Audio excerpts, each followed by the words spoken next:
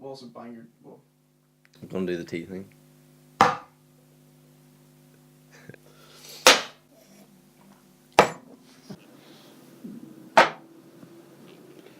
It's empty yet. Don't drink tea, like. Alright, so my name is Matt McCreary, and my journey began about a year and a half ago when I did Britain's Got Talent. I do like a free running performance show, so I went on, did that, got through a few rounds, all going really well, but after the hype of the whole craziness of Britain's Got Talent, I was just left with like, shit, you know, what I do now. So, my name is Ollie Wojcik. 2 years ago I left school with a dream to travel the world, find a lot of experiences that would teach me more than I was learning there.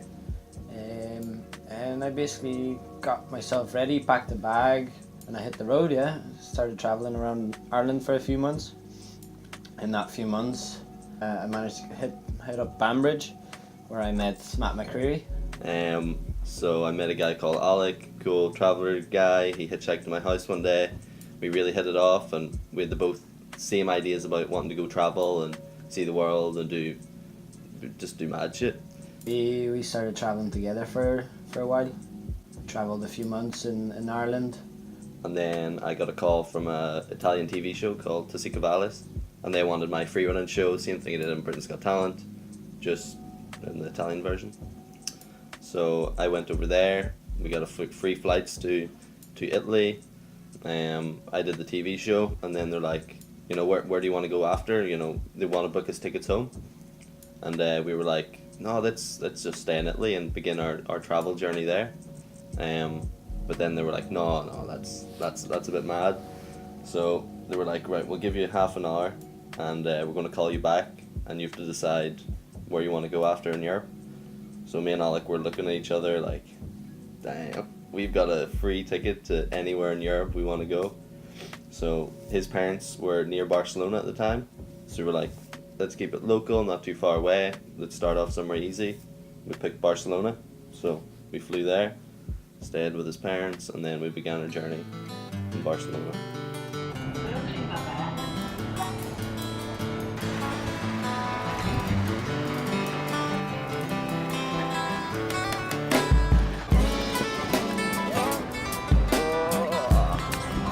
Got into the city, no problem, came out, and we were not really ready for what we saw, like.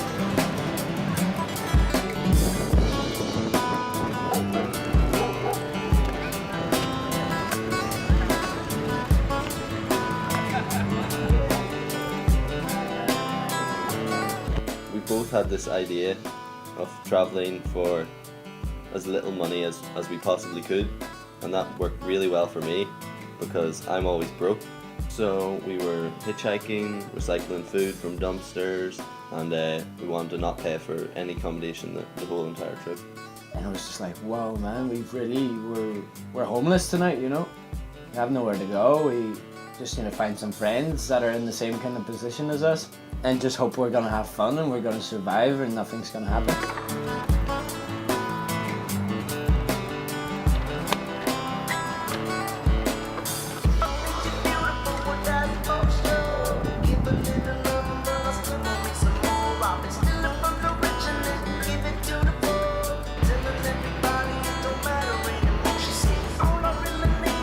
Within a few hours, we managed to find some friends that were traveling. They were street performing by doing bubbles in the street. We were invited to come down to a park in Barcelona was people have told us that it's just filled with artists like us. Parque Citadela. That was really, really incredible place. We are in the park in Barcelona, waking up for the last 3 hours. 4, 5. Where'd we sleep? Right here. We didn't move anywhere.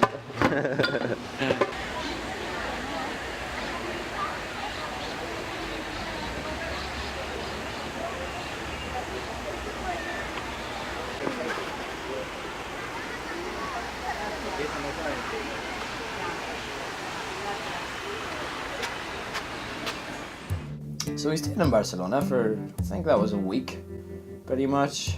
Met some Germans in the process, and we decided that we really want to get away from the big city. We decided to hit a train up anywhere in the mountains. Got off at some sort of train station and went, let's climb that hill, you know?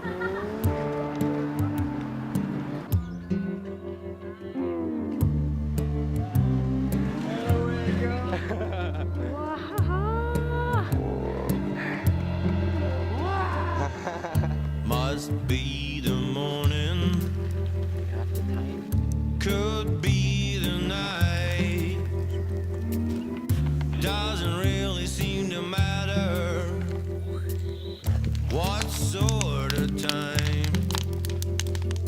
But then come the second day, we just run out of food. We haven't packed enough to last us like 3-4 days. So they know that there's a little restaurant on like the peak of this mountain. Like, all together, maybe we would put enough money for one dinner at this restaurant, which would obviously not feed 4 really, really hungry travelers. But yeah, we decided to keep on going. We're like, maybe we'll make a show, you know, maybe we'll do something. So we hike up, we're getting starving, dehydrated. We make it to this restaurant, and we're like, you know, have you got any food you're going to throw away? And she's like, yeah, I'll see what I can do, I'll bring you out something. So we're like, awesome, we're going to get a few like vegetables or something to cook with. But they literally brought us out like plates of people's food that they had already been eating. So like, you know, there was lamb chop, like half eaten, and you're just, I'm hungry, I'm gonna have to eat it, you know, I'm starving. Like a little slice of chocolate cake we all fought over at the end, and yeah, it was, you know, we had to eat or we're going to be in trouble, you know. But the amazing thing about this story is the girl that was serving us the food, she was asking us what we're doing. She notices we're travellers. She was a bit alternative looking herself. Oleg, Yes. what happened now? Oh, we climbed up to the top of the mountain to a restaurant where we robbed all the food people left on the table.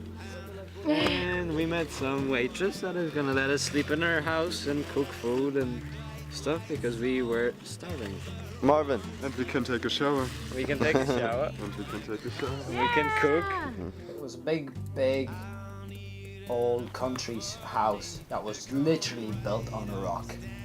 And I'm not talking there was, you know, it was built on a rock and they had lovely floors of wood and stuff. No, no. There was a rock.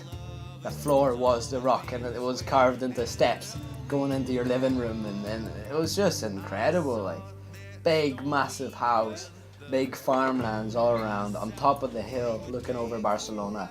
Isn't that incredible? And then she tells us it's an occupied house, it's a squat, it's a house that, you know, someone has left for, you know, 30-40 years. These guys basically came in and took that house as nobody was living there, set up their own electricity from solar panels and rechargeable big car batteries that were all connected up to supply electricity for the whole house, with a little toilet out the back, and them basically doing a bit of farming every week. And they're pretty much self-sufficient. 4 or 5 people living in a group in a big old house on top of the hill, having a big jeep just to go back and down. It seemed like a paradise, you know. Before coming out, for me anyway, like my idea on a squat was, you know, a dirty hole in the corner of the city, you know, getting jacked up, you know, and then all of a sudden my idea just switched, and I'm looking at this stunning house, bigger than the one I live in now. This was probably our first time experiencing squatting. So our idea was to follow the sun. So since it was September, you know, the sun's going to slowly fade, and we need to head south. So there was a say from all these travelers, basically Granada. There was some sort of a name being mentioned that we heard is a really cool place for the winter. So these 7 German people, we meet in the park, have the same plan to head south. So we travel, hopping trains, hitchhiking. So after, say, a month and a half traveling from Barcelona and finally making it to Granada, we arrive in the city and it's sort of like, oh shit, like this isn't like Barcelona. There's no park we can just go sleep in that we know of, or so we're pretty stuck. And the first few days in Granada weren't special at all, you know. Thinking it's a beautiful city, you know, but there's not much attractiveness in it from artists' point of view, you know. But then we have this idea of you can live in an abandoned house. So we're like, let's search for an abandoned building that we can possibly get shelter in. So we're staying in this like sketchy, like it was really creepy building. It looked haunted. It was just dirty. It was not our envisionment of how it was going to go when we finally arrive in this city we've heard, you know, beautiful things about. And we're exploring the city one day. And I'll never forget this, because we were coming into the main square in Granada, Plaza Nueva, and suddenly from the other side of the square, our German friend comes running, shouting, Oleg, man, you know, you're here. And we're like, whoa, you know, she's here as well. And we sat down and she quickly basically went, you know, have you seen the caves? Have you been in the caves? And we're like, yeah, we've heard about the caves, you know, but what? Becky was like, you know, me and Marvin are living in the caves, you know, we have a free cave out behind, you know, grab your bags, let's go. We're like, what? You know, you guys are here. And I remember going into their cave for the first time, and I was just like the most mind blown I've been in years. I just walked through the door, this beautiful calc wall white cave, you know, has beds, has candles up everywhere, has shelves, and I'm just like speechless. Just absolutely, people live in caves and they're nice, they're livable, they're beautiful, they're, you know. They told us that there's a cave in right beside of them. They said that that's free, nobody's been using it, everybody's just been storing all their shit in it. So we decided, right, you know what, we'll have a bit of crack today, and tomorrow we're going to get straight into the work. We're going to try and get that cave cleaned up and make it our own. Oleg, what are we doing? Ah, fuck's sake, not again. We're building a cave, man. Not right now. We're in Granada, outside of Granada, about 40 minutes away from the city, walking with this amazing view. We found a cave, got some neighbors helping us. Hey Tim, how we doing? You're doing fine, I think. Yeah, we're doing pretty good. Now get to work. Stop filming. Today we've been using these sticks, and tomorrow we're going to start constructing a giant dome connecting both of the cave holes, one here, whoop, and the one over there. So it goes right the way around, a big dome. And yesterday we made a couple of platforms, number 1, 2 and 3. So this was all slanted, and we carved into the ground and layered it all out flat. So yeah, down here we're going to build a big giant slide to a training area across this bit, and up here, yeah, so that's where Oleg's hammock will go. Right here. So yeah, here's our space, here's the junk we need to clear away, and here's the amazing view. Woo! And that's our tour, Mum. Love you. Bye. Bye. So, while Matt and Oleg were going through Barcelona and Beneficio and had all these awesome adventures, I was just I was sitting in tech. I was studying a media course. I mean, I was doing well on it, but it was just really boring me, you know.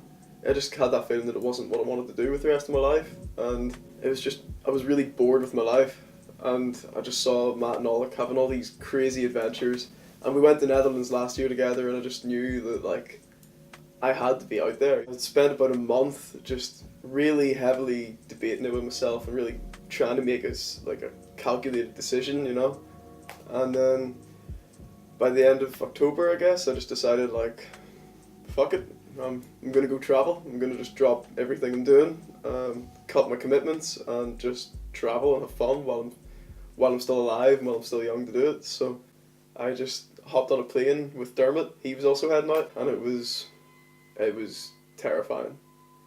It was the scariest decision I ever made in my life. So basically, me and Ryan went out to Granada. We first met Oleg there at Plaza de Nueva. We were about there for a wee bit, and then he decided to bring us up and show us the caves. So when we were going up, I was a wee bit apprehensive. Like wasn't really sure what it was going to be like. So he took us up. It was maybe 45-minute walk out of the town. Granada's just all built on mountains, so it ends up being this big hike up to the caves and this really scenic path, like a real beautiful path that goes up to these caves through the forests, through the greenery and mountains, and then eventually you see one or two other people's caves. And then we got up there and he told us that it was a dome that him and Matt had actually constructed. Like, nothing from what I expected. It turns out this whole thing was a DIY job.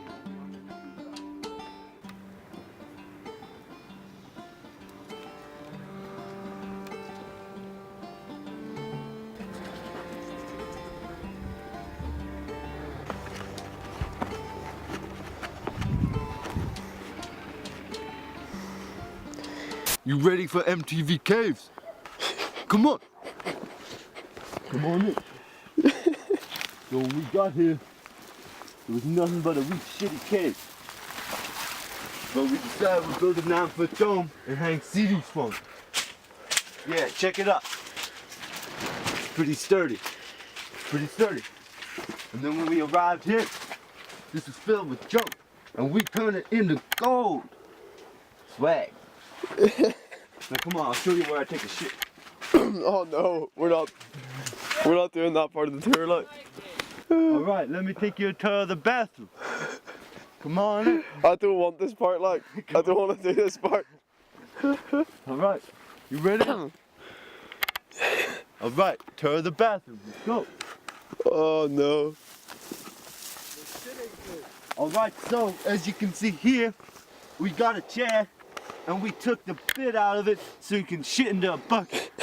Yo, here's our toilet bowl. Yo, I'll show you where we put the shit. So yeah, one thing, like the biggest thing for me about living in the caves was every single thing that you did required some sort of effort for you to do it. Like, you wake up in the morning, you want to make a cup of coffee, you can't just switch the kettle on.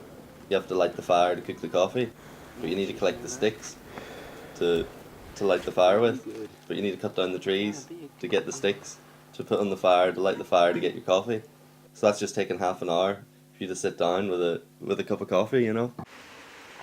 And then it's time to go in and start your day in the city, but you need to wash. So you walk down the mountain, which takes 20 minutes to get to your shower, which is a big freezing waterfall. You wake up and you're groggy. You walk down, and then you have to like prepare yourself for this waterfall, and then you step back into it.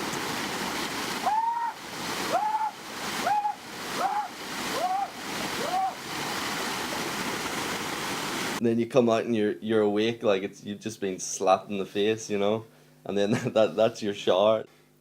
Granada itself is just, it's personally my favorite city I've ever been to. It's just such a beautiful place.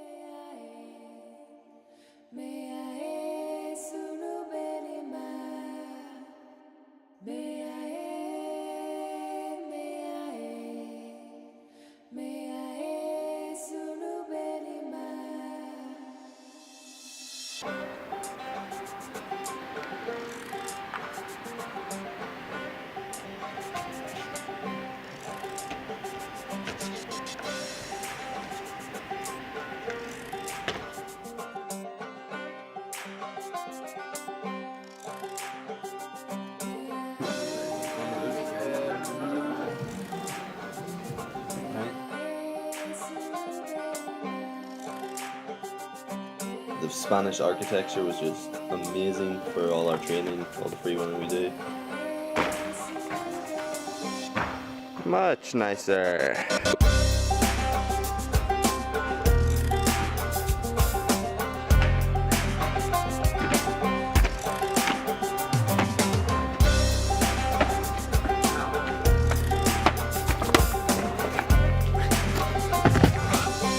You okay? Fucking hell.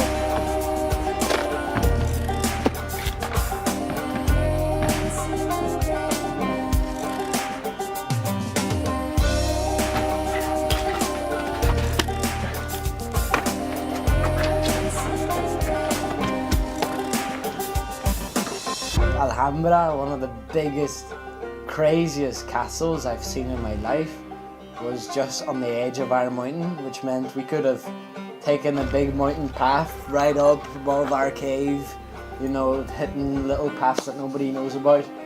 We're going to infiltrate the castle. Let's go.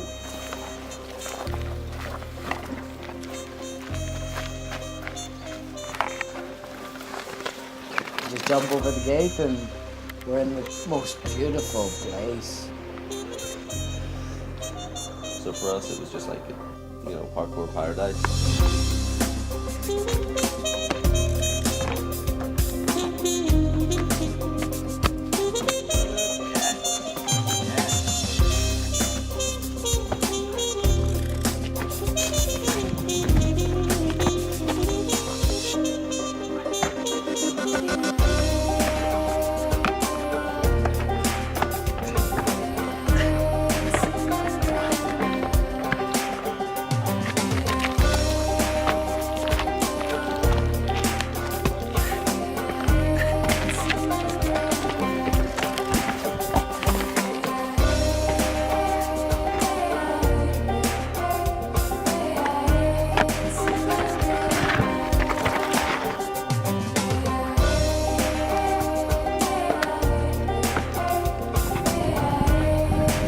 Sing it, Brian. Sing it.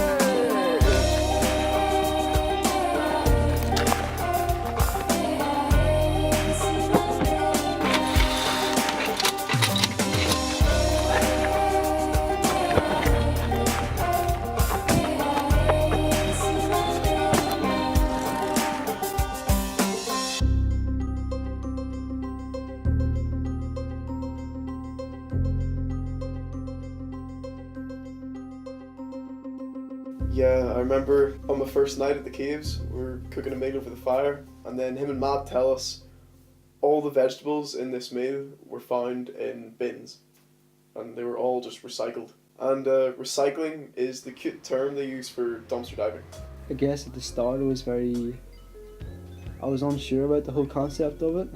Just thought it was a bit scary, like just a wee bit ropey, like I wasn't too sure. Then we had the meal and it was nice, but throughout the whole meal, me and Dermot shared some uneasy looks together. Like, you know, we knew of dumpster diving already, and we knew the actual truth behind it, but it still just made us feel uncomfortable, you know. But I think definitely by the end of the trip, my whole perception of it was completely changed. Kind of saw what it's really about. The supermarkets, the fruit and veg shops, the bakeries, they all throw away so much of their produce at the end of the night that is, you know, it's perfectly fine to eat, but due to legalities and, you know, expiry dates and all this stuff, it's like they can't sell it to people anymore, so they just throw it away. You know, the food is actually fine to eat, just on the surface it looks damaged or it looks bruised. And that same piece of bread, that same tomato, whatever it was, they would have sold you that 5 or 10 minutes before you reached into the bin. But because it hit 9 o'clock, all of a sudden the food's not good anymore. You have to throw it away.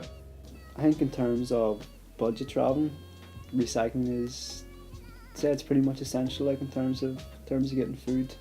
It cuts your budget right in half. You know, you don't need to pay for food anymore. We were actually getting more food than we would be if we were, you know, paying for it and not recycling. If we were on a budget and paying for it, we would just be getting like a loaf of bread between us all or something stupid like that. But this was completely free and a feast every night. there was the initial stigma to it, but after that, like once you get over that and just realise like this is perfectly good food for free, and all you need to do is wash it.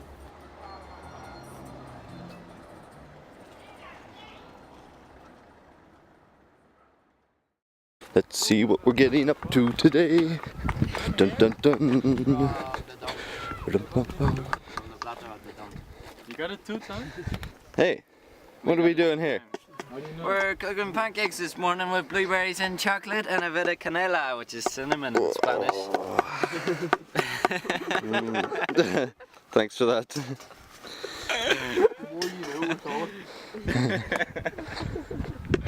Welcome to our morning TV show. What are you doing, Taggart? I'm cracking almonds for the pancakes. Almond tree. Almond pancakes. Give us a flip. Big flip. I told you. Nothing fancy. Nice.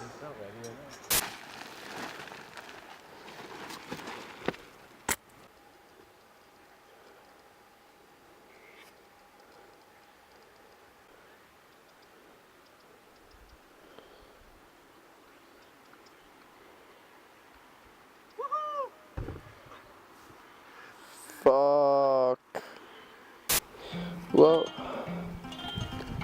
it's been 3 weeks, 6 for Matt and Alec, and we're finally leaving the caves of Granada.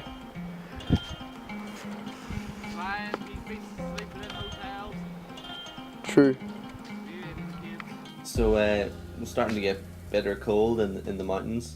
One morning, Alec wakes up and finds that the water had turned to ice, and we had noticed it was getting cold overnight. So we're like, let's keep heading south. So we formulated the plan while we're in the caves to make it to the Canary Islands for New Year's. So yeah, we sort of drew up a plan to hitchhike our way to Huelva, which is like a main fishing port where all the boats come in that go over to the Canary Islands. But to start off with, we wanted to stop at the hot springs, which are like 15 minutes outside Granada, and this was maybe I think 5 days before Christmas. So like we really have a time limit and a push to get there. At the hot springs. Wow.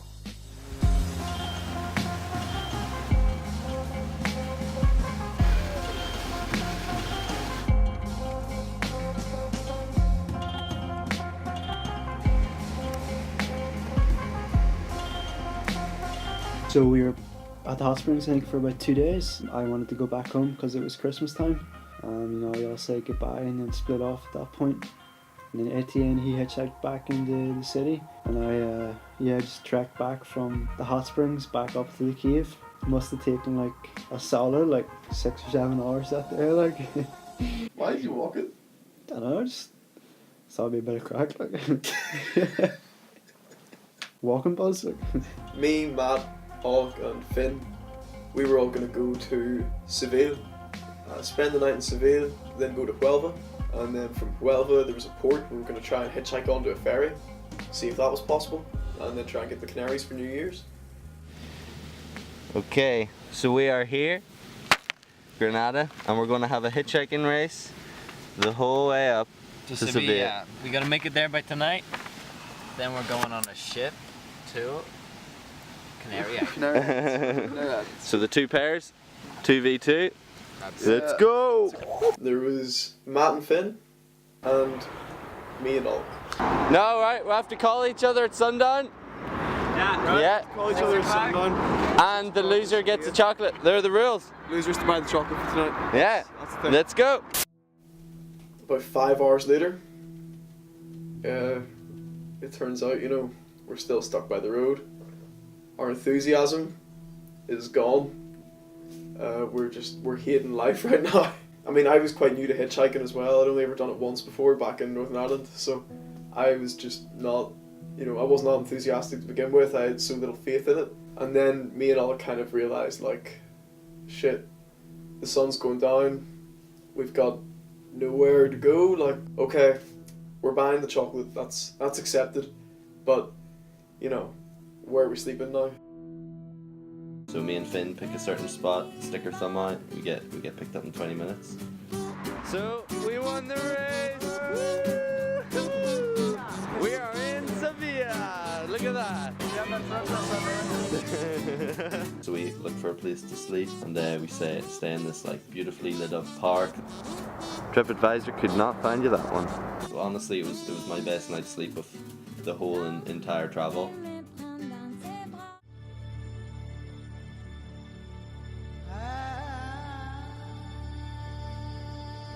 We'll try again tomorrow all day. So tonight we're sleeping in some sketchy forest off the motorway, and hopefully tomorrow we go to Sevilla. It was like really industrial. It wasn't really a forest. It was just a collection of trees in columns and rows, all bare, and pretty visible from the street too. We had fuck all food as well. We had like, I think me and Oleg had to share a tomato and an onion between us, and like a bit of bread. So we managed to record something on the camera, but the batteries were low. We were shivering the whole night long, pretty much shaking and cold, like not sleeping. None of us were sleeping. Like I remember that as being the coldest, most uncomfortable night ever. You know, our hammocks were wet in the morning just from the air, and we woke up like, fuck this, we need to just go to Seville right now.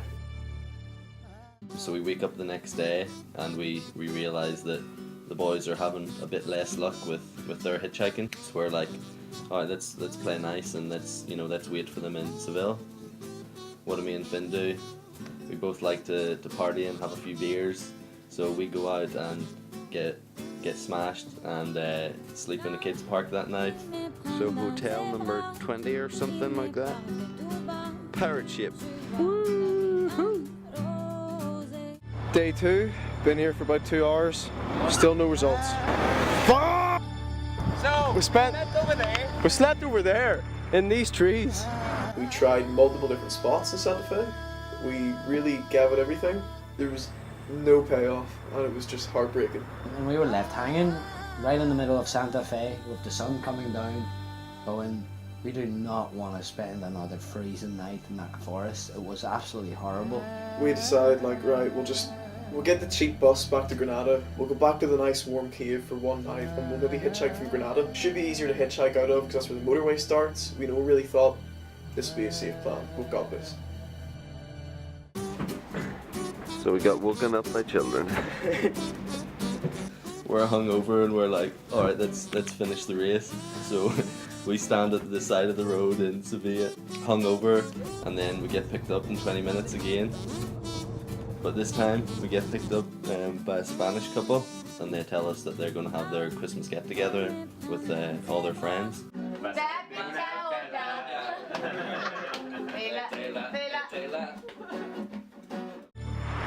Day 3, no luck, nothing, like not a single car. So Granada was even worse to hitch from than Santa Fe.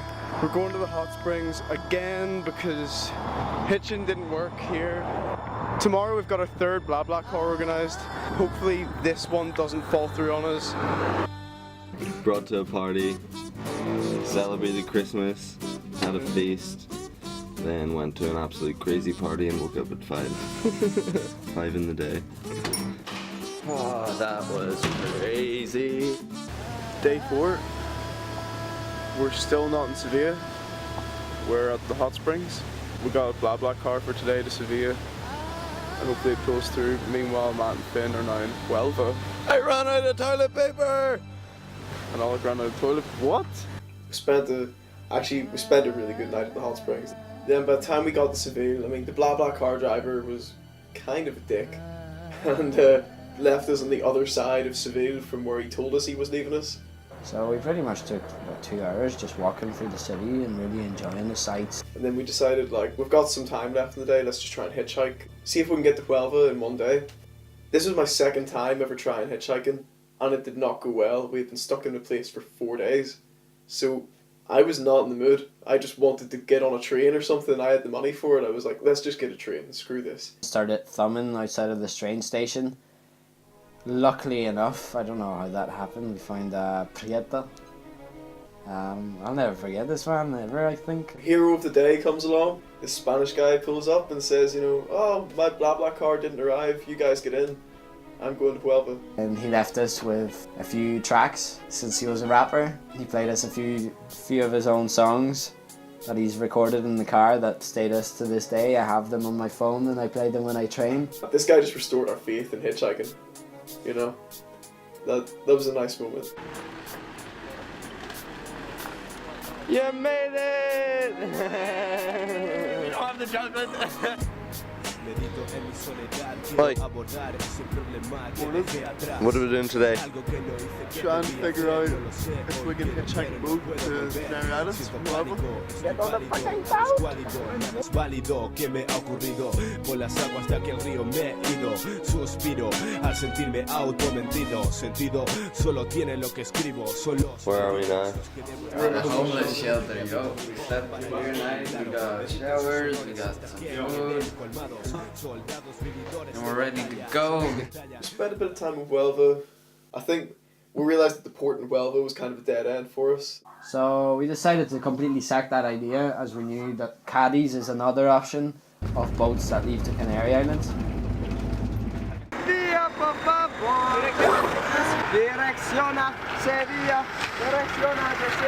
We mixed it between hitchhiking and train hopping and hitchhiking and train hopping, and finally managed again to get to Cadiz. We arrived in the Cadiz on Christmas Eve.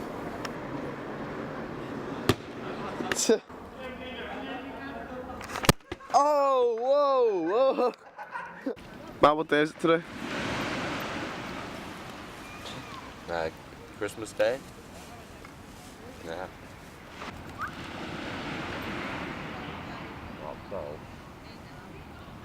No. Right there.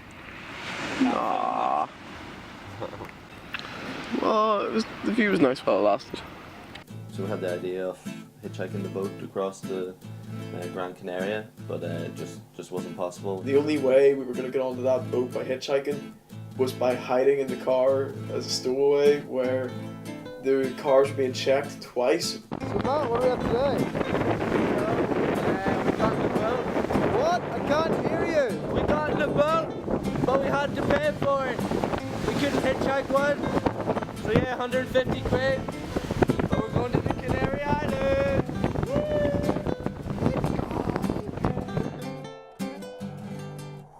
Es de noche y yo de día quiero volar.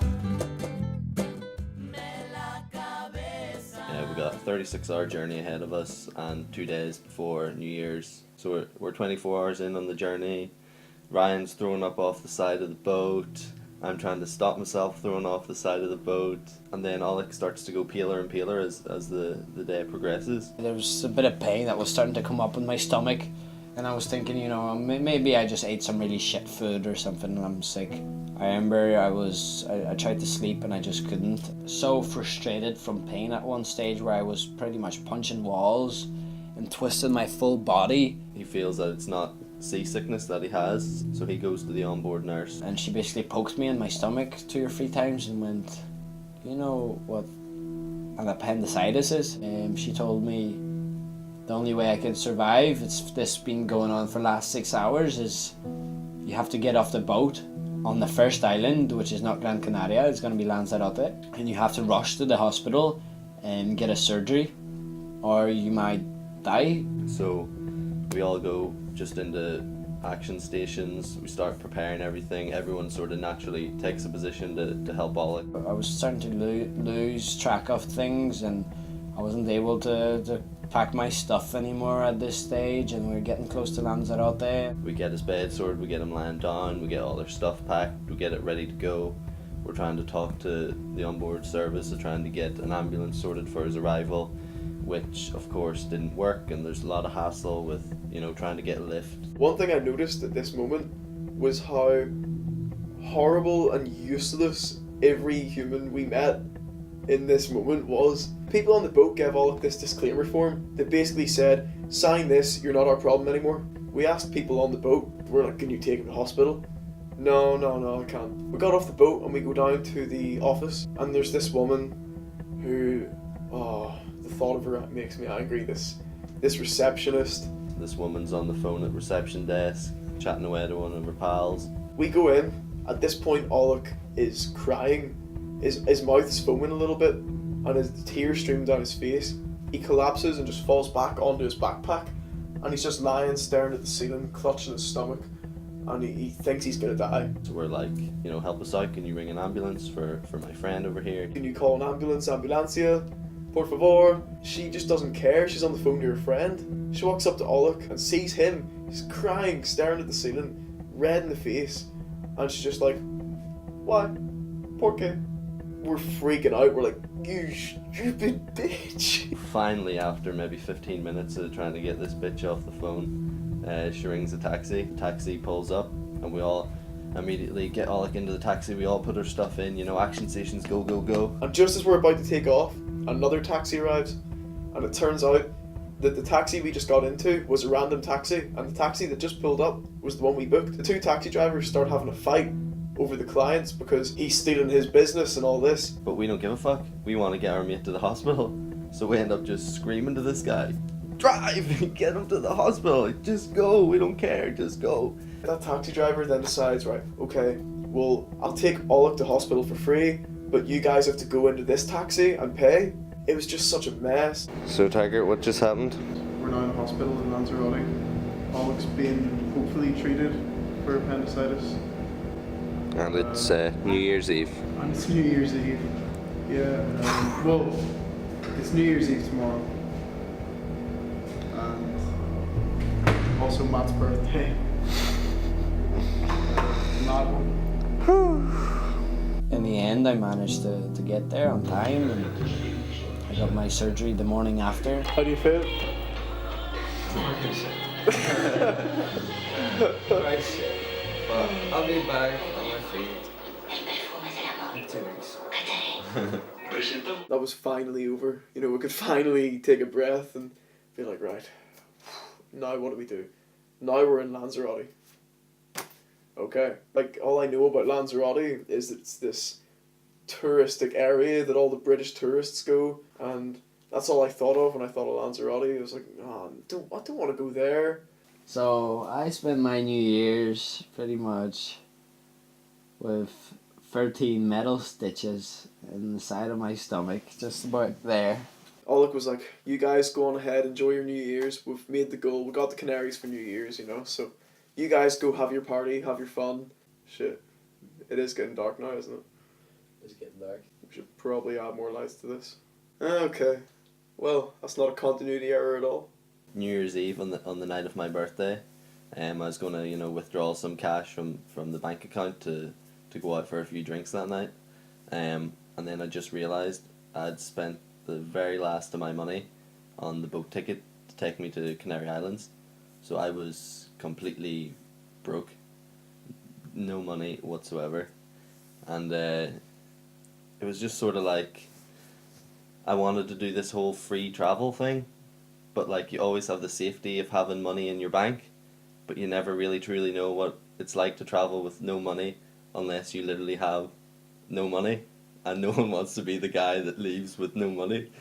But you know, I'm off the coast of Africa in a weird island that I've never been, with no money. To be honest, when I saw the zeros on my bank account, I was like, oh, I've got no money. But then I just didn't really care, because I was doing it the whole time. I was, you know, eating out of bins, recycling clothing, sleeping outside, no accommodation, so it was just exactly the same. It just meant I couldn't splash out for, you know, the odd beer or, you know, the hot meal or something like this, but I didn't really need it anyway.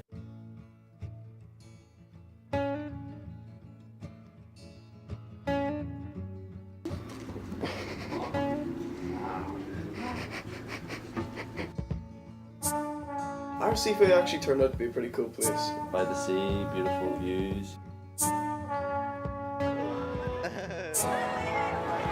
Was it a huntsman or a player that made you pay the cost, that now assumes relaxed positions and prostitutes your loss? Were you Logan Dean Sport. Whoa! Get the phone down. That made you Tom the Curious, that makes you James the Weak.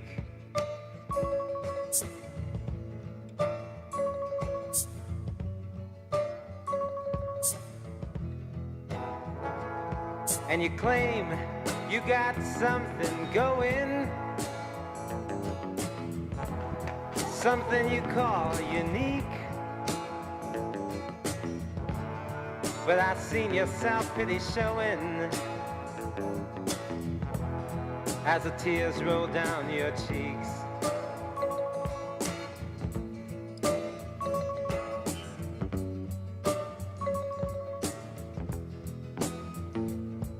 Soon you know I'll leave you, and I'll never look behind, 'cause I was born for the purpose that crucifies your mind.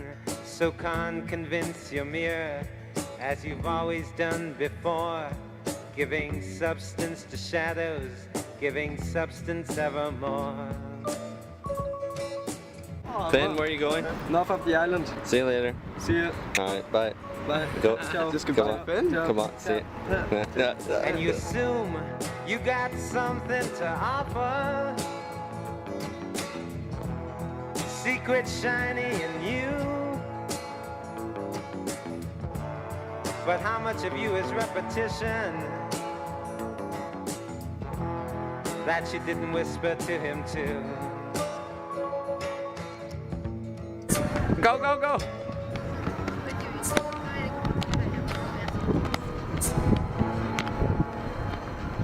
Yeah! Woo! What is going on right now? We're making sandwiches in the house of the Moroccan guys that let us stay here. Yeah. What's this little room and... This little room is a little room on the roof terrace that we, I don't know, invaded. Occupied, Yeah. and we pretty much stayed. I mean, as soon as I came up, the Moroccans were really welcoming. They were, you know, they were really understanding about what happened and the position I am in life right now.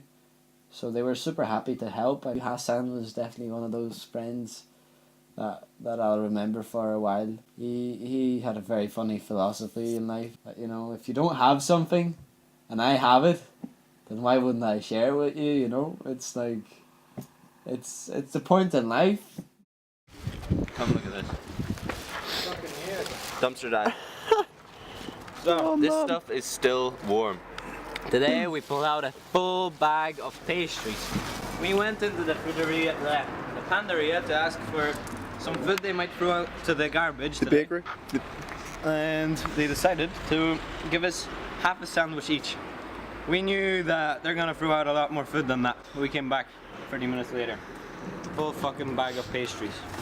Croissants, olive ones, fucking chocolate fingers. Look at this though, it's a massive bag. It's bigger than a Santa bag. And we also got a full cake. Check it out. Wow! Good night. Did you walk past the front door? So what's the moral of the story about Benz? They're good. Benz are good. They're our friends. These are our friends. They feed us every night. That's nuts though. So we got a bit of performance work at a gig for a restaurant through a slacklining girl we met in Arrecife Beach. So that was kind of the first motivation to leave Arrecife. So we travelled down to Puerto de Carmen, and I dressed up as an 87-year-old freerunner.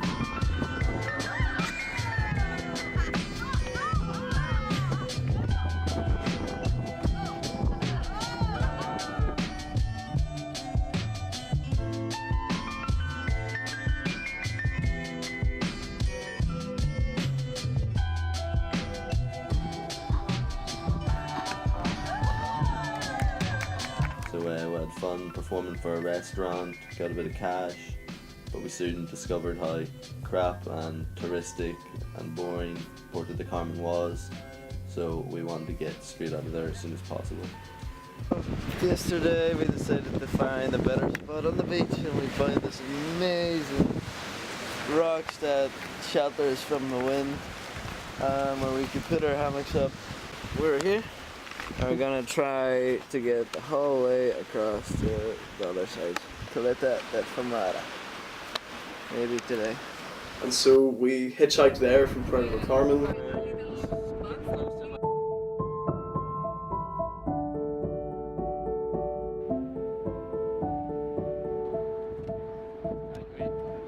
me, Fermyer was just fun. It was just lots and lots of fun.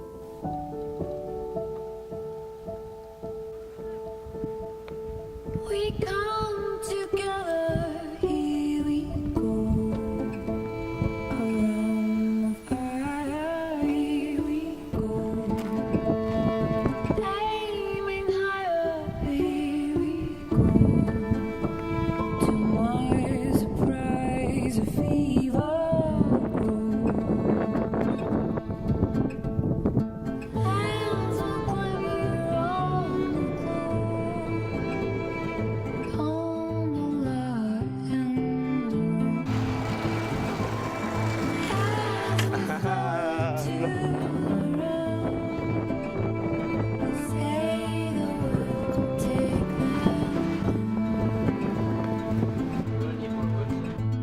Oh, how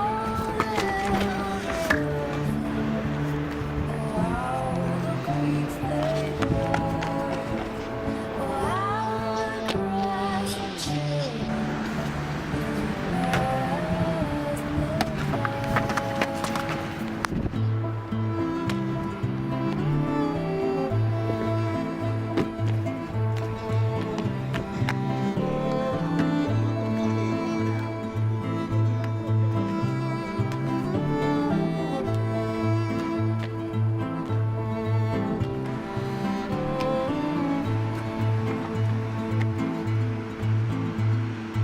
Room for many, room for few. In the dark, make room.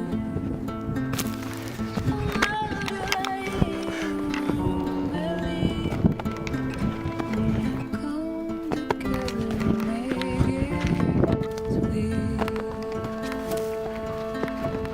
Oh, how the hills roughen. Oh, how the creeks they cry. Oh, how the grass will chill as we pass them by.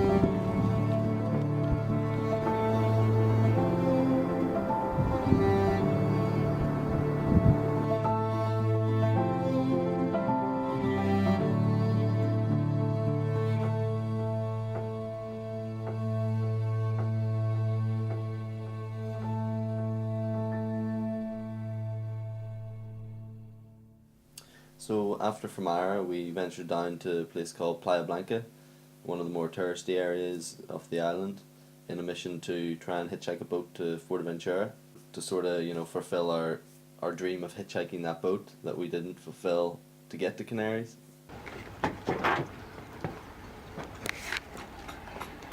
Explain yourself.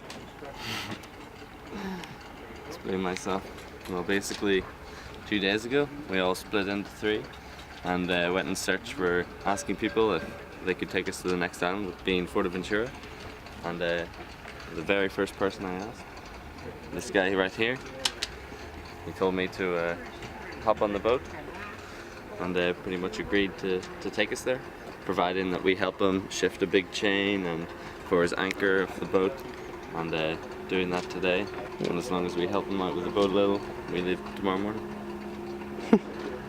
Nice. Solid.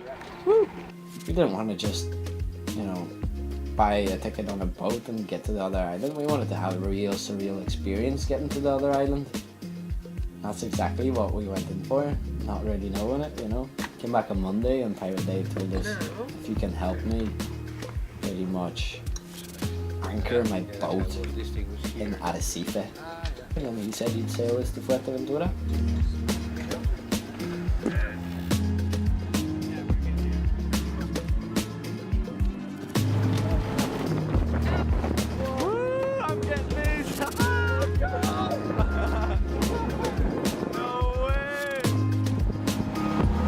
So What's your job on the boat?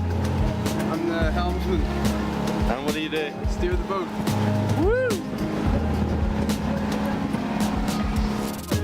I want you to wiggle it and make sure that this thing goes beep, beep, beep, beep, beep. If this goes beep, beep, beep, it's okay, yeah? Yeah, sometimes we have to wiggle it. It turns out that for quite a few years he'd been eyeing up this spot in Arrecife that he wanted to anchor his boat and just live on his boat tax-free on the water. He kept calling it his life's dream. It was such a struggle for him to get his own boat in the first place. You could tell this was like a big thing for him. It's for sale, because you can't make anything to eat when you sail. Or don't have money to buy more, like. Nice. Yeah, it's long. Dave is a character, you know. Dave was just a fun character to be with, like. This is where I was in the boat. Yeah. I met this place in 2005. I was only here for 5 days. Yeah. After every working day down harbor further down, we used to come here to buy stuff. And we used to sit right in that corner over there with the skipper and have a rum looking at the sunset. And I would see all these boats here and we're like, Yeah. That's the dream. Looking at it. this is the spot. Yeah. Perfect weather all year round. I don't have to pay. Nice thing, yeah? Yeah. Fuck the Caribbean, right here.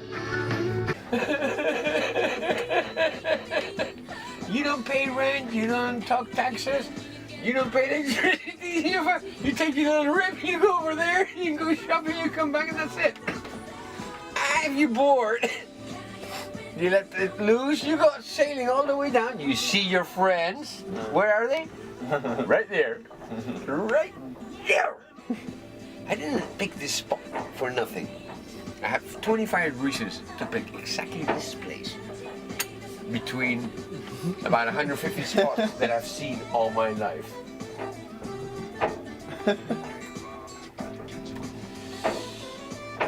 Fucking bored. Let's go up.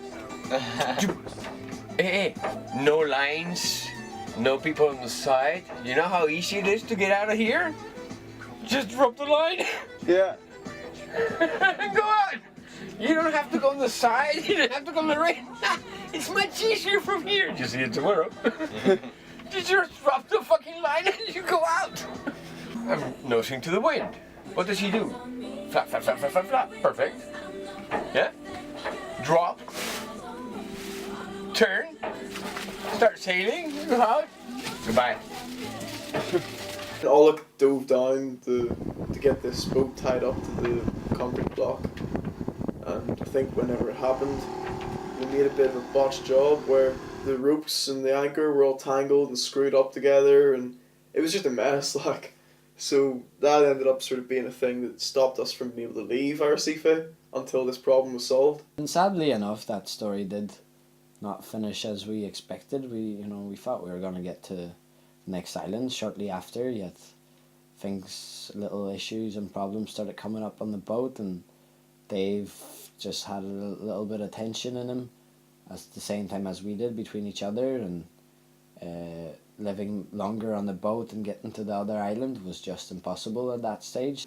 At one point Dave just said, right, screw this, I'm closing the boat down for a few days, you guys go sleep on the beach or something, and I'm gonna go get professionals to fix this problem.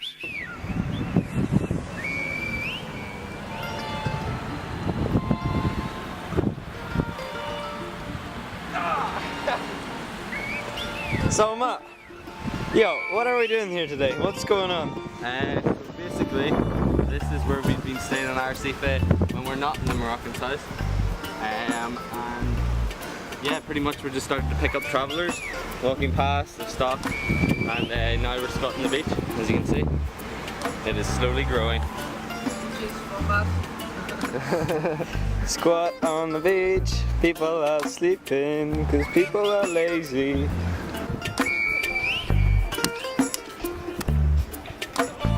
Thank you, Dan Scott.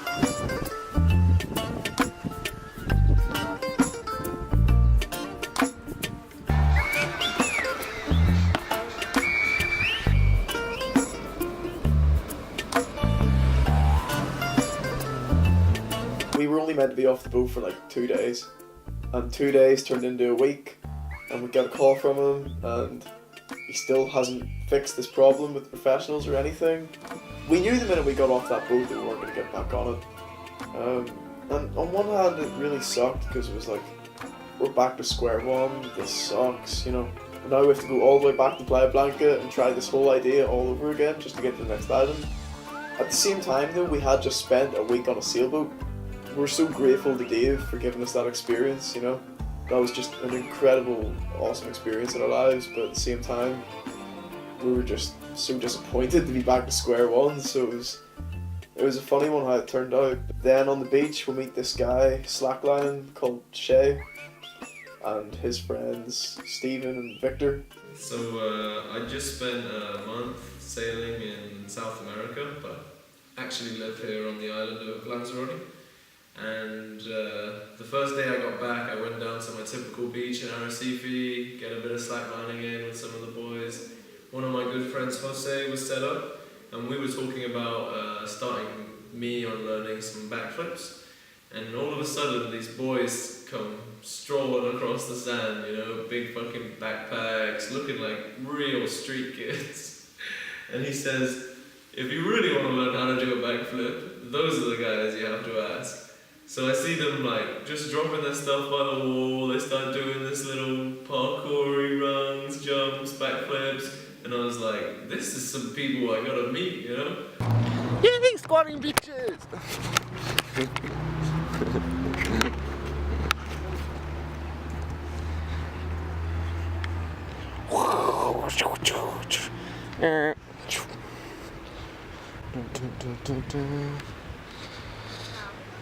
And where are we going now? With some Rasta guy in his car for a little, what would it be? A little road trip around Lanzarote. Cool.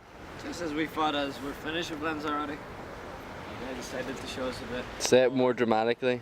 Just as we thought. Just as we thought, we saw all of this Lanzarote scape. Some Rasta slackliner. What was that? Slackline. Came over and told us that we can go to his house with a dick-shaped swimming pool. He showed me a picture. That was in his house? He showed me a picture. That was in his house? Yes. You saw it. We've got evidence. And he's gonna take us to some crazy ass volcanoes that nobody else can reach because he's got one of those cars, you know?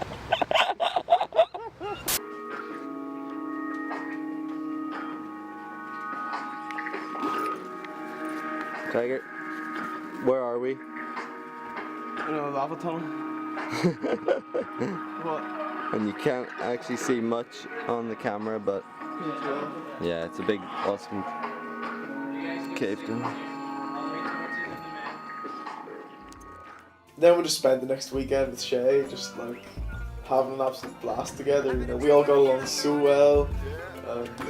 He took us caving, he showed us around the island.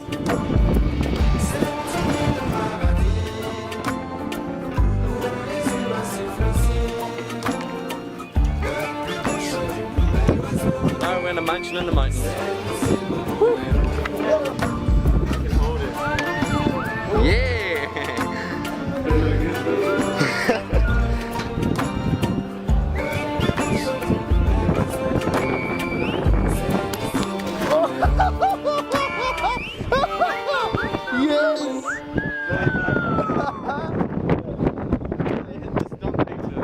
Ankle again. Yeah, man. Oh, no. Wait.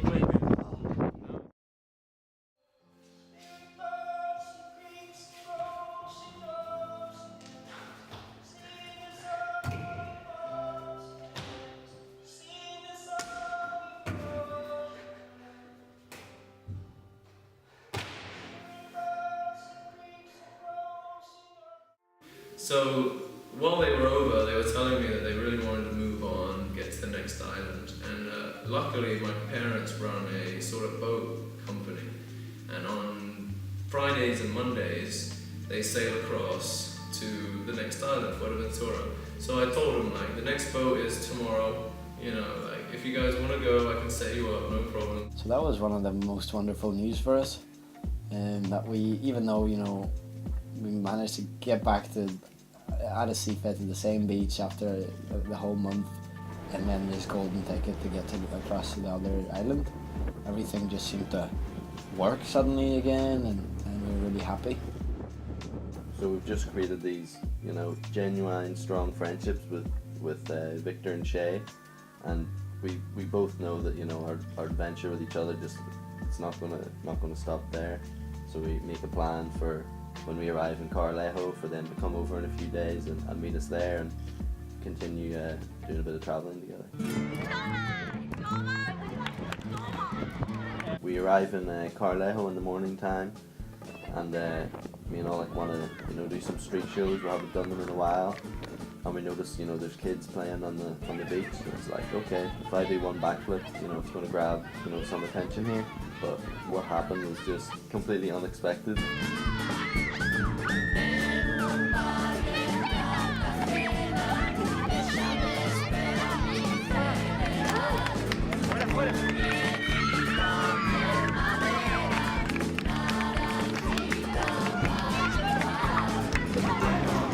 That went well. Yeah, it was alright. Breakfast is near paid for.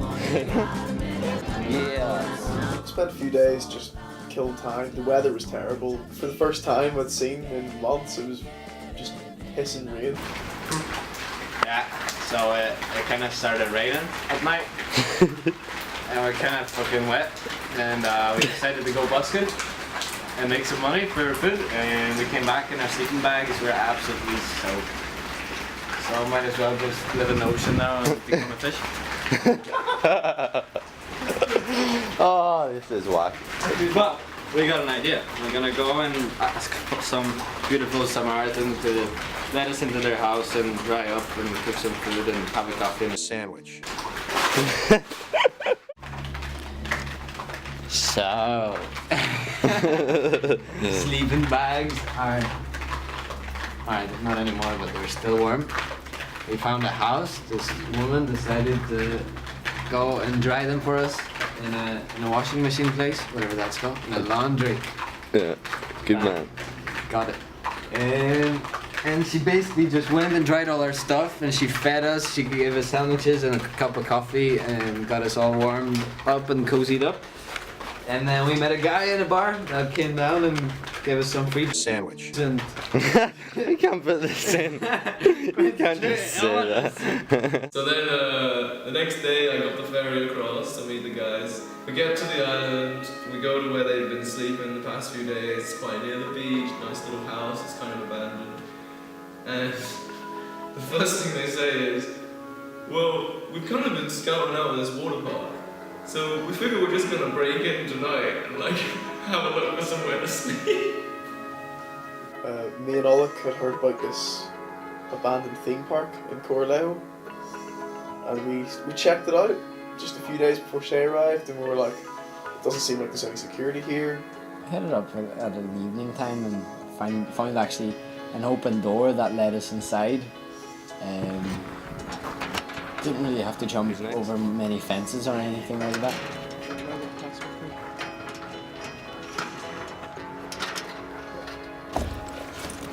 Alright, here, Shay, where are we and what are we doing?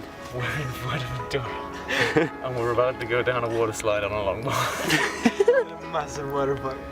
Go for it. Are you coming?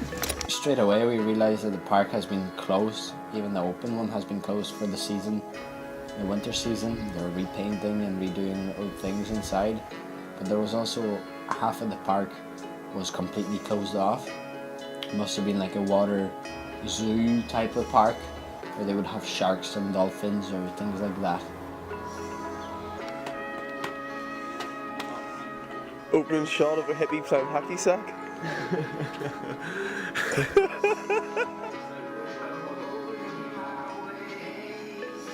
They had a big massive pirate boat that was kind of like stuck into the ground, like as if it just crashed. It was huge. Like.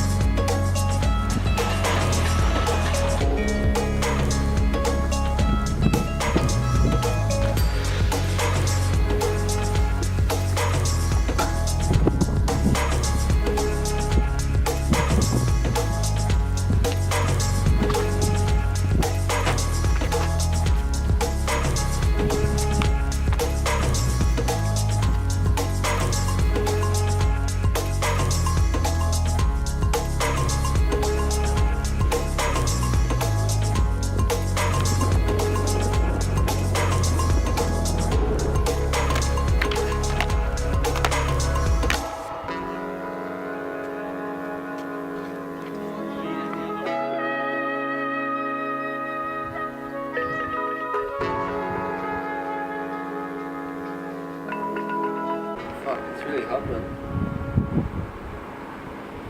It's really fucking hot.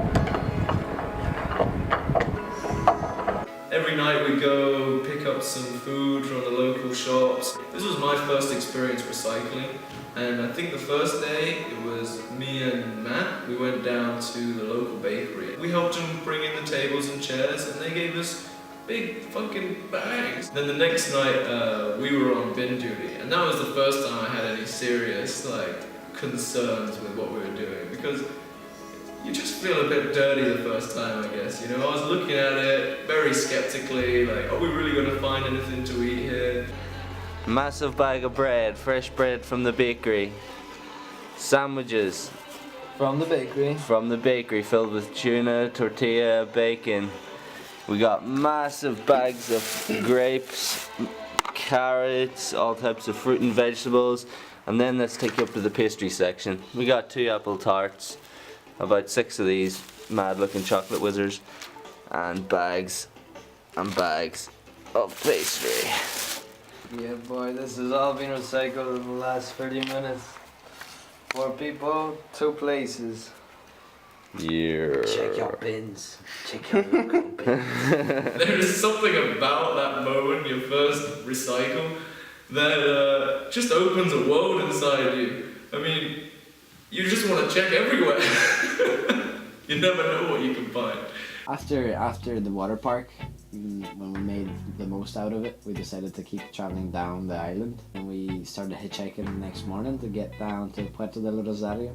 And as we do in every pretty much town we arrive in, we usually hit up the tourist information point for a map. And this was the first time we met Jose. Now, Jose was a different type of character. I mean, it's difficult to meet a man like this in your life, I think. When we came into this tourist office, I said to the guy, straight up in Spanish, hey, we're looking around for somewhere to go, and we don't have much money, we need somewhere to sleep, maybe some places we can get some food. Trying to ask about these typical bogan questions without making it sound like we're just some homeless people on the streets. And he looked at me, and in perfect English he starts responding, and he's like, yeah, you can maybe try these apartments down here or whatever. And then Oleg looks at me and looks at him, and Oleg's like, man, we don't have any money. We're really looking for absolutely just sleeping in an abandoned building, maybe some good places where we can recycle the food, And he just looks up with this massive grin, and he goes, okay, I'll make you a deal. Every time somebody walks in here while you guys are in, you have to give me 2 minutes just to talk to them, tell them about the local spots, whatever. But you guys can take as long as you want. Just give me 2 minutes with everybody who comes in. And we sat in here for an hour. I mean, the guy drew us the best map you could possibly imagine. I mean, then he sat us down at the end and played us these videos of him presenting these awards where he was singing Frank Sinatra. I mean, the guy looked like Bruce Willis with the voice of a Spanish Frank Sinatra. It was incredible. What a guy.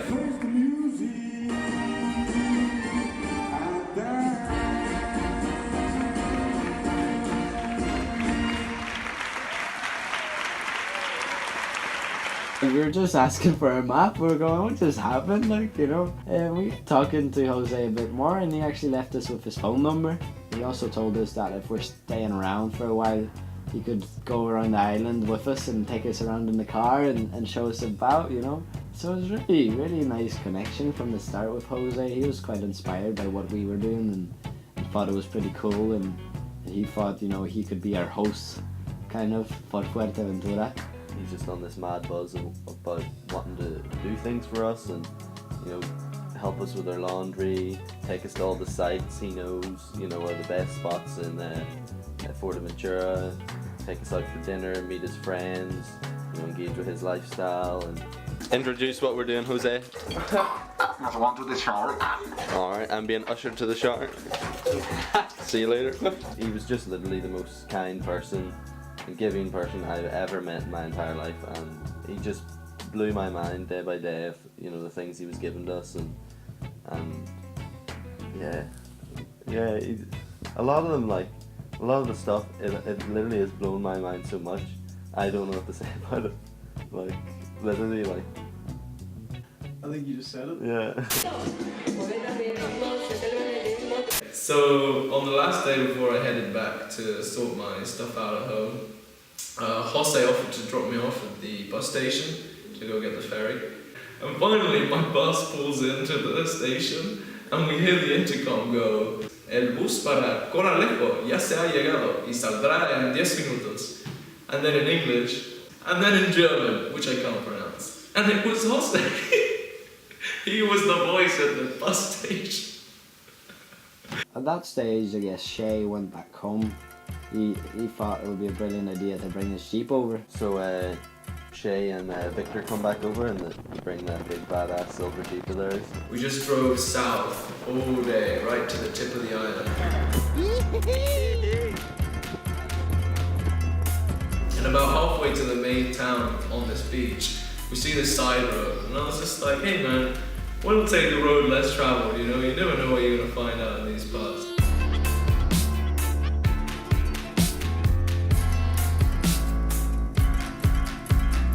All of us started thinking like, wow, this is a different world out here.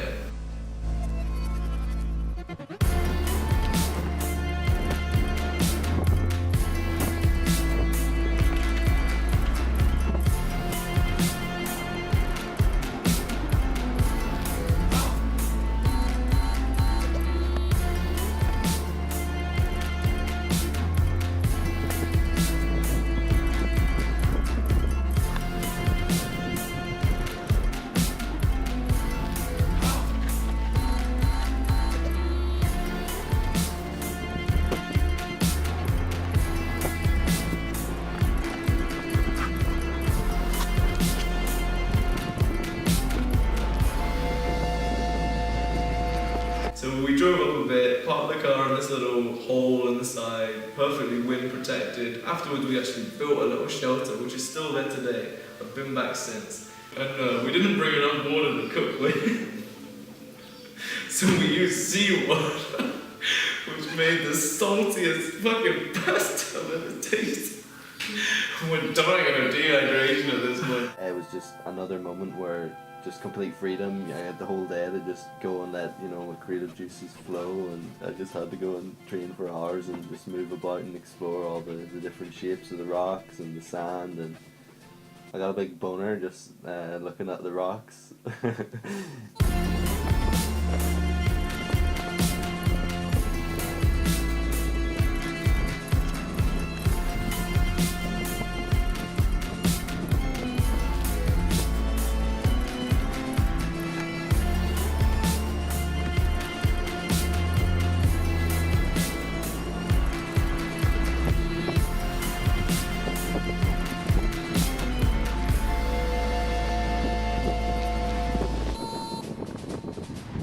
So we had a really amazing time at that beach. I mean, we spent the night there also camping, and the morning after, Victor had to go to work and Shay had to go and bring the car back to Lanzarote.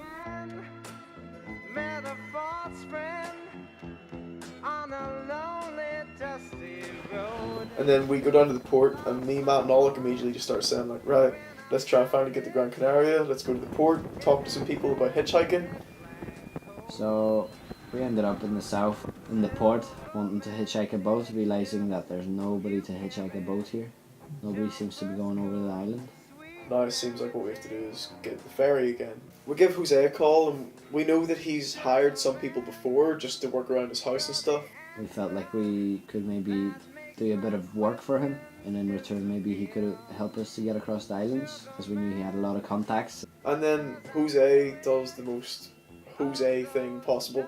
Jose, being this really funny man that loves to give but doesn't care about receiving anything back, he said, "You know what?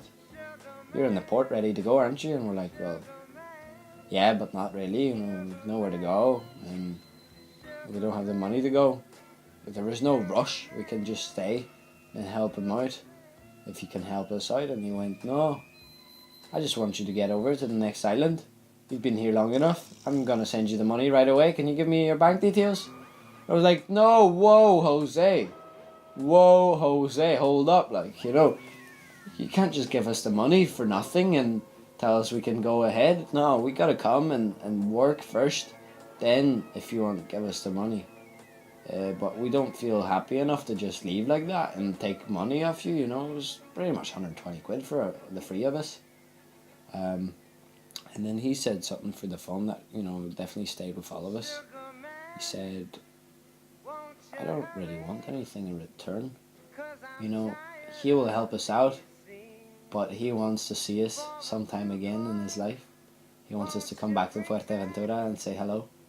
And pay off that debt if that's the way it is. He didn't tell us that it has to be in the next year. He didn't say it has to be in the next 10 years. He said just someday in our lives, to know that we're all here to help each other and we do not forget about these things. And that's what he left us with, which was, like I said, really special, and Matt put into beautiful words that, you know, they taught us to give a lot. And wait for nothing, really, you know. It was absolutely amazing. So yeah, next thing you know, that night we're on a boat to Gran Canaria, and we did not expect that at all, you know. We did not expect to be on the next island by that night. That was just mad. So before we boarded the boat to Las Palmas, I was already starting to feel ill, like I've got getting the flu or some sort of sickness. We arrive into Gran Canaria at about 9 p.m. on a Sunday. It's raining, and the first thing we realise is that Las Palmas is a much bigger city than what we've been used to for the last 2 months. It's just intimidating, you know. We're walking around in the piss and rain just trying to find somewhere to sleep. It was quite a sketchy night, as far as we were concerned, with people probably stealing our stuff. Admittedly, one of our sketchier nights. We arrived in Las Palmas at 9 o'clock with nowhere to sleep in the rain. Yeah, so we just went straight to the beach. In between boats, rigged up a tarp to stay dry throughout the night. In the middle of the city. It seems absolutely whack. There's so much homeless people here. And I'm completely sick. Yeah. And Matt's not well. It's not a good situation. But we'll get out of it. We'll find a squad today, hopefully, or meet some people and find a place to stay. And make sure Gran Canaria is awesome. Yay. We're so happy right now. So like the next day, we're planning our whole day around trying to find a couch surf or a squat or some sort of accommodation for us, because we don't want to do this again. We're planning the whole day around it, you know, I'm going to go to the library, you're going to walk around the city and do this. We're just at the showers at the beach, Olive goes to the toilet or something, me and Matt are sitting with the bags, and this kind of fun looking guy with a funky haircut comes over to us and he's like, hey, you guys are travellers, yeah? And we're like, yeah, nice, I've got a squat over here, do you want to come? And it was like, it was that easy. I mean, it's 10 in the morning, we've still got the rest of the day now, like, what? As we walked into the squat, I've never seen anything like it, you know? So the place that we were about to go into turns out to have been a squat called La Bicicleta. La Bicicleta. Absolute beautiful chaos. Manic place.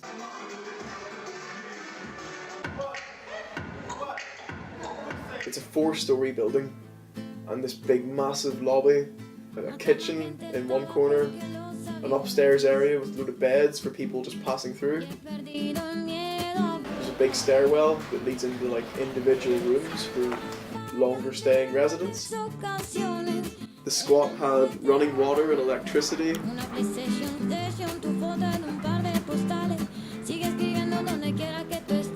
Every floor of the place just had a different character. Just, you have, you know, a peaceful area, the party area, all these mad pictures on the walls.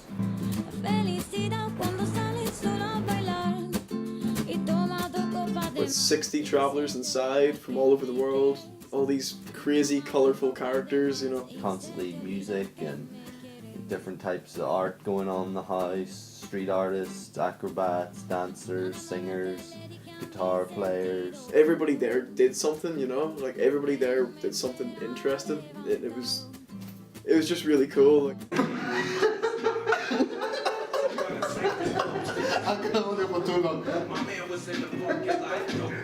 I'm filming.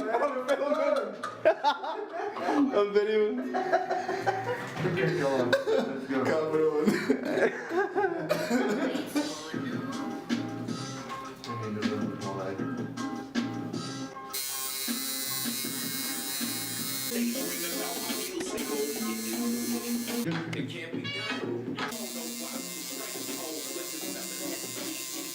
Let's Finish, you see a little bit the artist like. So I had some really wonderful moments in Las Palmas. As we got back into doing our street performances, we would head out with the band from the squat that would play Irish music. They would jam, and I would just do acrobatics along with the music, and just have a good time while the music is playing.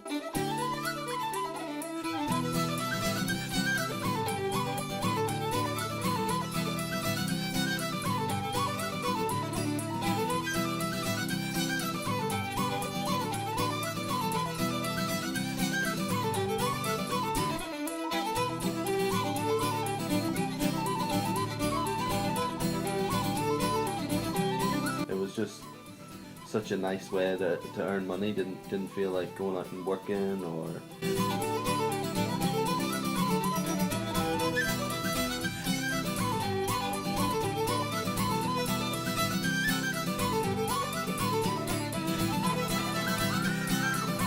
A few hours work, we got enough money to last us a couple of days.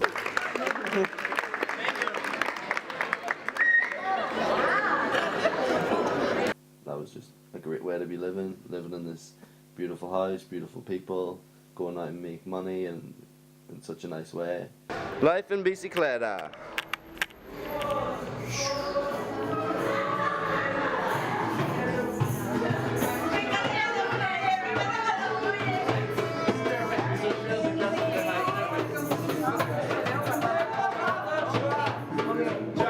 As soon as I went in there, I pretty much didn't leave that place properly for a month. There was just so many different rooms, so many different people to talk to, so many stories to know, that, you know, there's just so much that you could spend days and days just wandering around La Bicicleta, making conversations with new friends and really discovering what it was all about, you know. Every night at 9 o'clock, anyone who wanted to do it would go out and recycle, and everybody would just take shopping trolleys out of the squat and go around the city and raid the bins and come back with tons of food, which meant there was just an abundance of free food. La Bicicleta really just opened my eyes to this culture of like alternative thinkers and, you know, occupying a building and converting, you know, a rundown space into something that's, you know, essentially filled with life and music and art and just something really beautiful.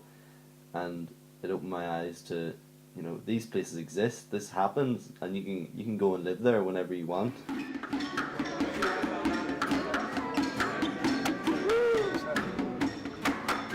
After I've been living in the Bicicleta for about 4 weeks, I was messaging my friend from back home, Stefan.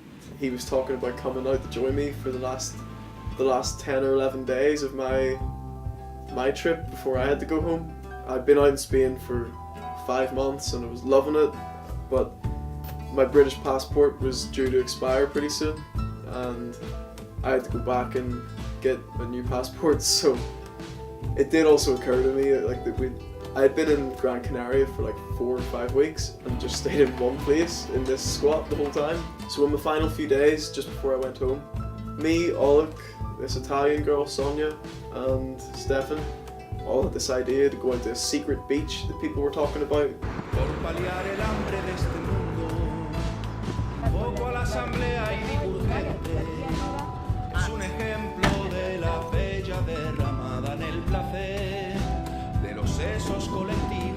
Guigui is this beach we've heard of where getting to this beach takes a few days in and of itself and leaving once again a few days.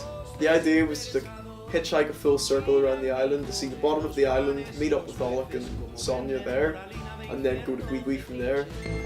Los verdugos del desierto y el salitre que cortan, queman, devoran sin comprensión. No tienen ojos, óptica ni entendimiento. Cada árbol era un renglón. Verso y libro abierto, vivo milenario y de su bóveda y sabia catedral. Pende todo nuestro posible imaginario. Hitchhiking was going quite slow trying to get there. That was already taking us a few days, and me and Stefan only had 1 or 2 days left before getting this flight home. The next day, me and Stefan realised that we didn't have time to go to Guigui anymore, so we just decided to hitchhike on up the rest of the island and see some of that before going back to the Bicicleta. Cenicienta, en el vuelo del último dragón, en la batalla de todas las quimeras. Me and Stefan headed on back to the Bicicleta, finally said goodbye to Spain and this mad Canary Islands adventure, and went back to my home life, which sucked. So when Taggart left, we wanted to explore Gran Canaria a bit more. We'd only sort of been in this one building in the one city. So we heard about a couple of workaways in the mountains, in a place called Tejeda. Hey, Lupe! Hey. So we made it to the workaway yesterday, and this is where I slept.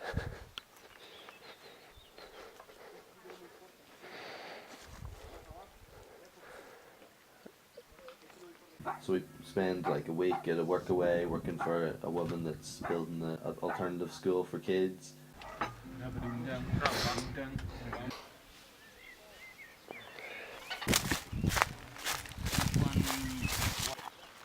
When you take everything from, you need to. It's better if you cut the roots, and you left everything in the soil.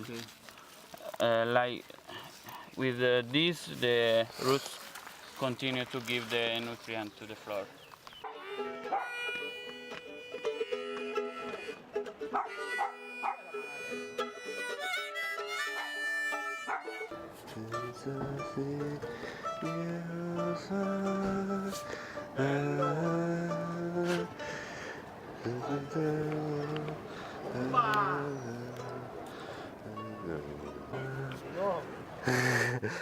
No. Hey. Bastardo.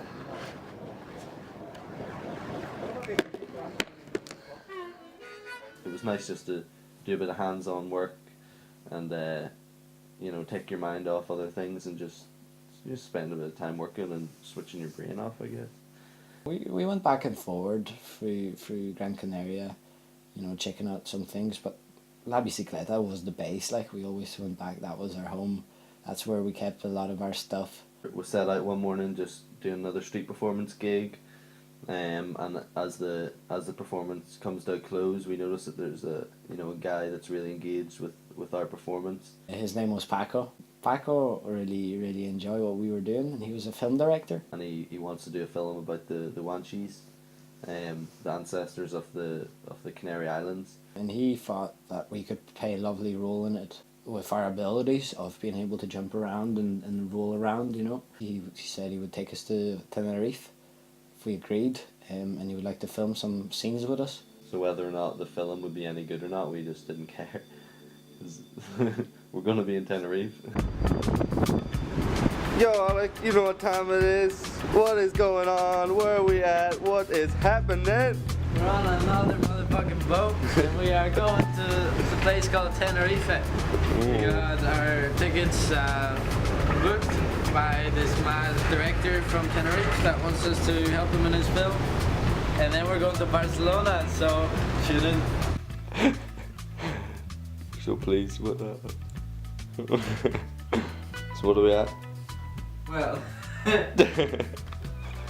we're just in our new apartment.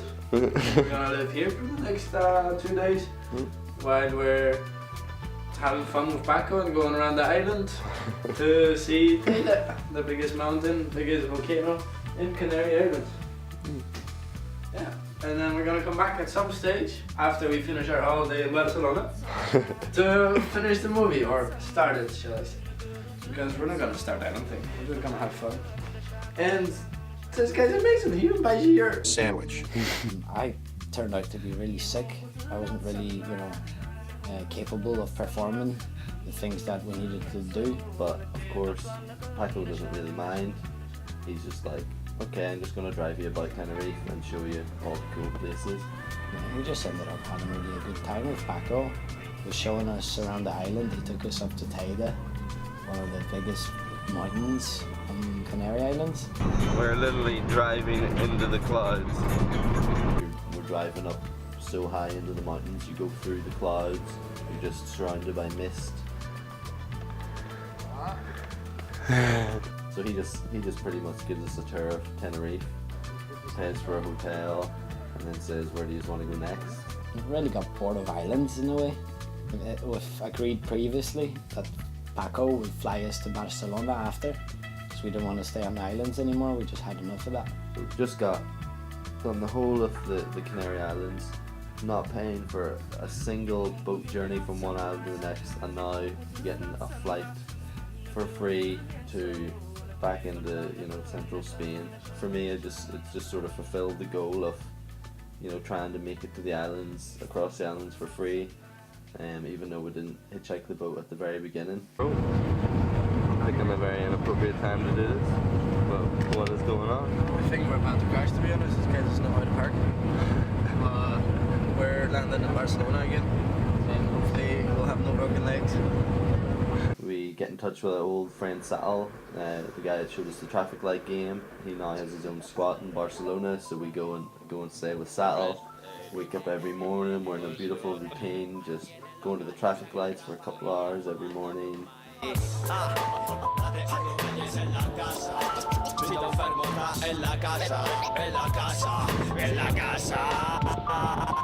Acatas y obedeces, la cosa hierve como aceite. Multiplícalo por 7 y ahí lo tienes, te presento al presente. Míralo de frente o te somete el hijo puta. Duda, la confianza da lugar a la traición al rencor y del rencor al perdón. A veces no, mejillón a la parrilla, no pongas la otra mejilla. Como dice el socio, somos más de 2 y seguiremos creciendo y expandiéndonos por ondas a través del universo. Riego con besos corazones desiertos, acepto el reto y el compromiso hacia esto. Hip hop en el coco desde pequeño. Conexión con sitio enfermo, vine en metro, leyendo Michael Moore por el camino. Rapeo con propiedad, no me queda grande el micro. Acatas y obedeces, y es que te imponen los dogmas de ideologías, la moral de religiones, el estado, la familia, las creencias. Piensa por ti mismo y derrúmbate cojones a la vida. Cada día hay tempestad de hipocresía. Dime niña, ¿dónde vas? Con un montón de mentiras. Dime niño, lo que aspiras. Si estás atrapado aquí junto a nosotros en el planeta codicia, viajamos con billetes solo de ida a la muerte. Nos alegramos de verte, lucharemos aunque sabemos que a veces es como escupir la 747. Levántense y disfruten la mierda que te ofrecemos, no la podrás ver por el YouTube. Coño, ya tocaba esta colabo, arreglando el mundo entre samplacos mientras tanto. Acatas y obedeces, acatas y obedeces. Si te enfermo, pateando calles. No, like I want to do a lot more of that. Yeah. €5 each today, that gives us €50 for an hour. Not even. Yeah.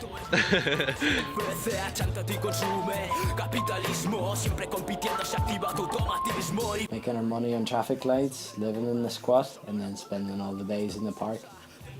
Jamming with all the artists and getting inspired. Abren su trasero, nos culpanos, multan van ciclos de rayos suba. Toda la realidad se basa en base a la impostura. Tú más, tus posturitas tienes más.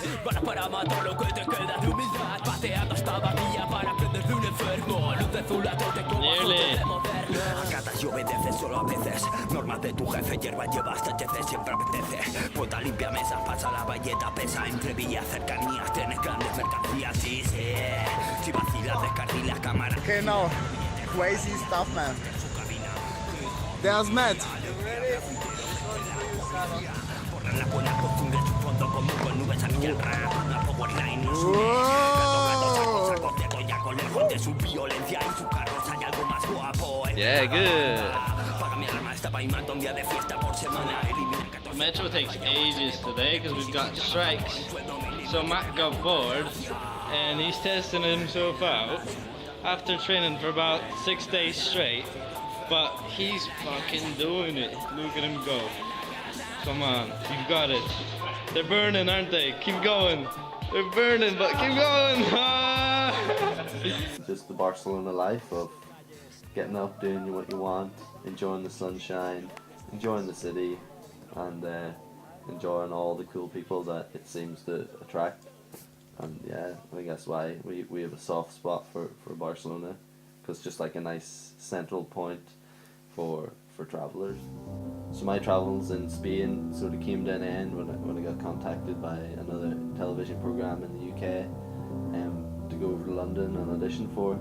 So that was sort of like my way of sort of edging back towards home. I really wanted to keep travelling, and I decided I'd go up north since it was summer and there was a lot of juggling conventions, you know, circus conventions going on, festivals and things like that I wanted to take part of. So I pretty much left with Saddle and Tala, and we just travelled through France for another month together, going to juggling conventions, fire conventions, big street art festivals, and just filled with lots of fun. Hitchhiking was super smooth. In France, you don't wait longer than 2 minutes on the side of the road, even with a dog, you know. It's fucking incredible. Like, now I'm here. Back in my room, after all that time, back in Ireland. It was a long way, 11 months, you know. A lot of things happened and a lot of things changed, and really didn't want to go back home that early, but I managed to get, a few jobs came up and a few requests came up to go back to Ireland and enjoy my summer here as well. It's all just preparing and getting ready for another big burst of a story again, to go out, travel the world and find as many people as I can to have the craziest experiences in the world. And that's, I guess, wrapped up really quickly. Lee! I wanted something to just scare the absolute shit out of me. I wanted something to put me on my edge of my seat every single day and just have the most unexpected things just to slap me in the face around the corner. One thing I never realised until Matt Nollack showed me this was through sleeping outside, hitchhiking, recycling, you can just travel for free. And if not for free, at least for very, very little. I think this style of travel just provokes that wild experience that I was looking for. We're told that these, you know, wonderful, kind people are just, you know, few and far between, and it's hard to meet them, engage with them. But we had just that many incidents of pure kindness, people just wanting absolutely nothing in return. It's just completely switched my entire mentality on it. The Wars is a scary place, all right, yeah. And when we get out there, it might be quite scary at the start, but we go and realise that behind every corner, there's a helping hand. The truth is, like, you always see videos on YouTube or Facebook. Fuck, I mean, this is probably one of those videos. You know, it's all these awesome travel montages and everything looks so glamorous and amazing. When you're out there in that moment, it is just more life. It's kind of the same as the current moment. It's almost an even balance of a struggle and a high. It's never as glamorous as people make it out to be, I think, but that's just the whole part of travel. If it was smooth, like it'd be no fun. You just need to remember that just because something's going wrong doesn't mean that you're doing something wrong. It's just another challenge to overcoming this. I don't think we really knew what we were doing at that stage either, but we just kind of threw ourselves into it. After that experience, I just know now that I've got the confidence to do more, you know, to go hitchhiking in other places, just to travel by myself or with whoever, and now I know how to do it. Everything's out there, waiting for you, waiting for your response or your move to make it happen.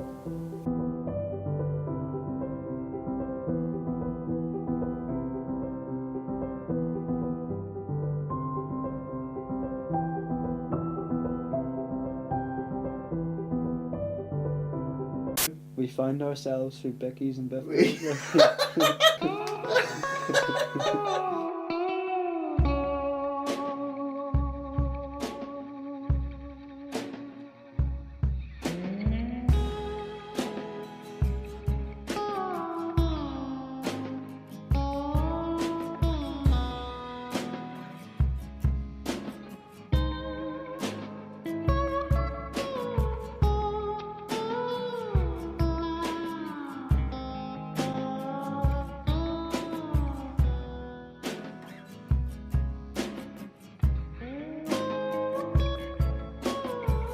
Mama said there's gonna be a flight.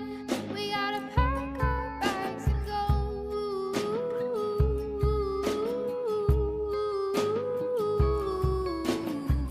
Mama said we gotta go right now. I don't wanna go right now.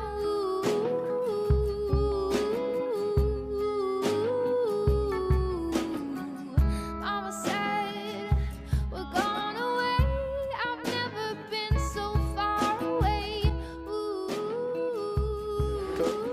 What's going on? Okay, so what's going on right now is basically we met a guy on this beach that makes sand sculptures.